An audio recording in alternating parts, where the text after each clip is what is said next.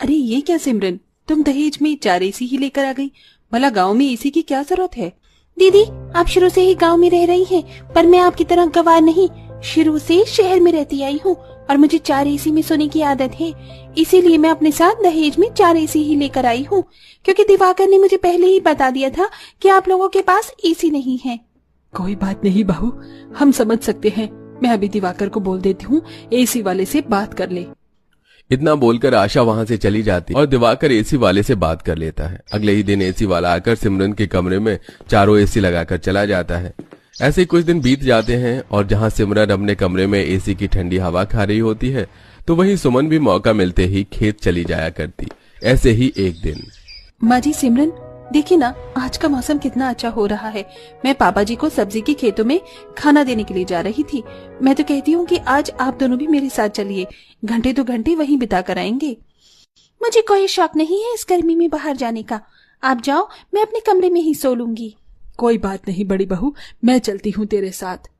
गंवारपन की भी हद होती है। इन लोगों को एसी से ज्यादा बाहर की हवा पसंद है, वो भी इतनी गर्मी में। जहां मन ही मन सिमरन मुंह बना रही होती है, तो वहीं सुमन अपनी सास के साथ अपने ससुर के लिए खाना लेकर खेत में जाती है, जहां विनोद सब्जियों के खेत में पानी दे रहा होता है। सुनिए जी, कुछ हरी सब्जी तोड़ लेना और अब जाकर पहले खाना खा लीजिए।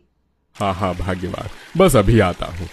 इस तरह सुमन अपनी सास और ससुर के साथ वहीं पर बैठकर खाना खाती है और कुछ देर बाद आशा अपने पति और बहू के साथ कुछ सब्जियां खेत से तोड़कर घर ले जाती है। इसी तरह कुछ दिन बीत जाते हैं और एक रात, बहू रात हो गई, जल्दी से खाना लगा दे, तेरे ससुर जी भी खेत से आते होंगे। भाभी, मेरा खाना कमरे में ही लगा देना, मैं तो एसी की हवा में बैठकर ही खाऊंगा। इतना बोलकर दिवाकर अपने कमरे में चला जाता है और सिमरन के साथ एसी में खाना खाता है।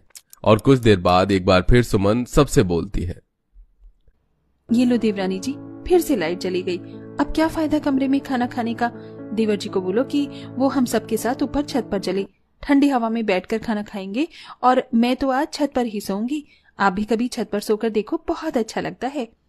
दीदी, मैंने घर में एसी इसलिए नहीं लगवाई ताकि मैं गवारों की तरह छत पर सोऊं। आपको पसंद है, आप सो जाओ। इतना बोलकर सिमरन खाना लेकर बाहर जाती है, पर सुमन अपनी देवरानी की बातों को दिल पर नहीं लेती और सभी लोग मोमबत्ती जलाकर छत पर खाना खाते हैं। घर में लाइट नहीं है, पर देखा, हमारा कमरा अब भी ठंडा है। पर इन लोगों को क्या, इन गवारों को तो आदत है खुले आसमान के नीचे सोने और खाने की। क्या सिमरन, तुम भी ना, अब उन्हें पसंद है खुले में सोना, छोड़ो ना उन्हें।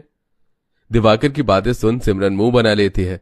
अब इसी तरह कुछ दिन बीत जाते हैं और एक शाम फिर से लाइट चली जाती है।